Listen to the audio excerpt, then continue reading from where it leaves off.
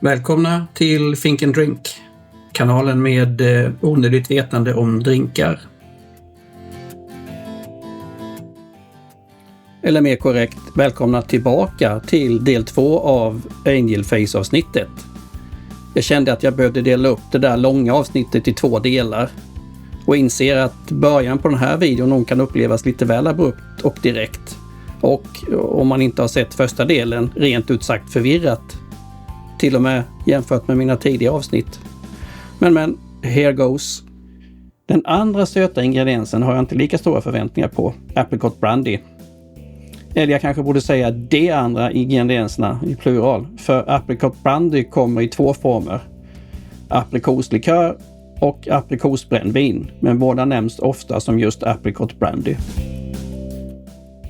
Aprikoslikörer är baserade på ett neutralt destillat, ofta från druvor, med tillsatt socker och smakämnen.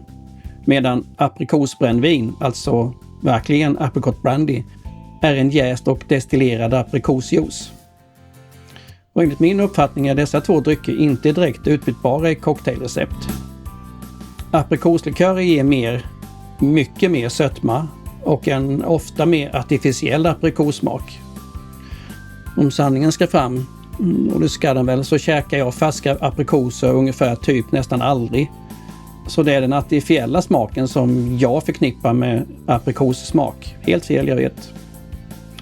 Aprikosbrännvin drar ofta mer åt det torra hållet än det söta.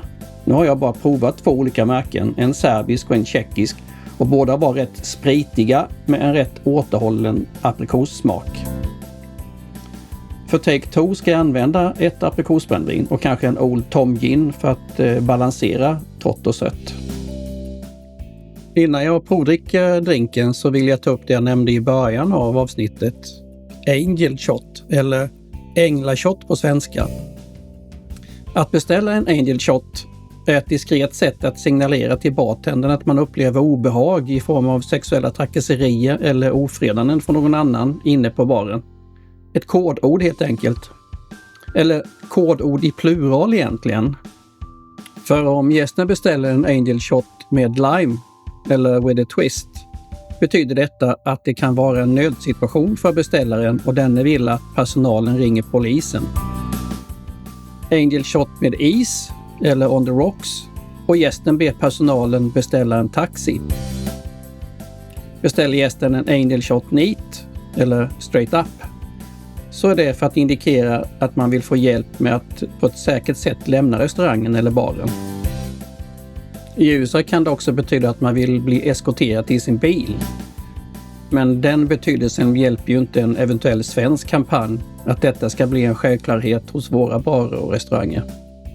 Anledningen till varför jag känner till det och kallar det just Angel Shot är för att jag hörde talas om det 2018 när jag hörde att Statt, nattklubben i Karlskrona, hade anammat ett initiativ 2017 som hade sitt ursprung i USA, Florida 2017.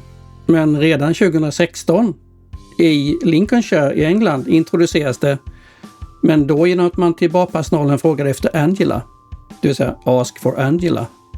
Och faktum är att jag tror att det är just det initiativet som har spritt sig till flest delar av världen. Men något så enkelt som det här borde ju vara lätt att sprida. Se det här som en liten start på en kampanj för att öka tryggheten för alla på barer och restauranger i Sverige. Men nu ska jag skaka och testa. Mer söt än jag hade hoppats på och alldeles för lite äpple. Jag saknar balansen mellan torrt och sött. Aprikoslikör var kanske fel val här. Den här får 4 av 6.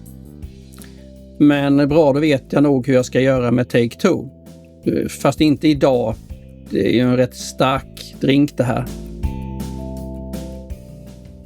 Tillbaka och förväntansfull på mitt försök att hitta en balanserad Angel Face. Nu använder jag äkta aprikosbrännvin och en Old Tom Gin för att kompensera för den mindre söta apricot brandyn. Jag ökar också mängden Calvados för att förhoppningsvis lyfta äppelsmaken. Det här blir jag nöjd med. Fick en smakprofil nästan exakt som planerat. Här går betyget upp ett snäpp, 5 av 6. I nästa avsnitt prövar vi ännu en gincocktail, White Lady. Till dess, skål och mixa lugnt!